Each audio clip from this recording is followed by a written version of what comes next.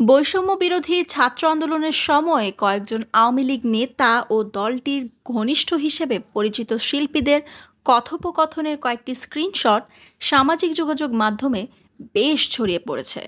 আলো আসবেই নামে একটি হোয়াটসঅ্যাপ গ্রুপে এসব নেতা ও শিল্পী আন্দোলনের বিরুদ্ধে সরব ছিলেন।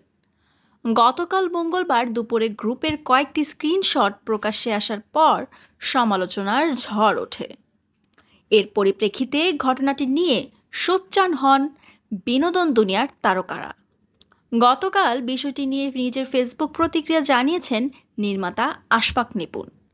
গুণী এই পরিচালক প্রথম থেকেই ছাত্র আন্দোলনের পক্ষে ছিলেন, প্রতিনিয়ত পোস্ট দিয়ে উজ্জীবিত করেছেন ছাত্রদের। মহানগর নির্মাতা লিখেছেন, আলো আসবে এই গ্রুপে আমার যত সহকর্মী ছিলেন সবাইকে বলতে চাই, এখনও সময় আছে, আলোতে আসুন। খুনি শাসক না, জনগণই সকল আলোর উৎস। আপনাদের শুভ বুদ্ধির উদয় হোক।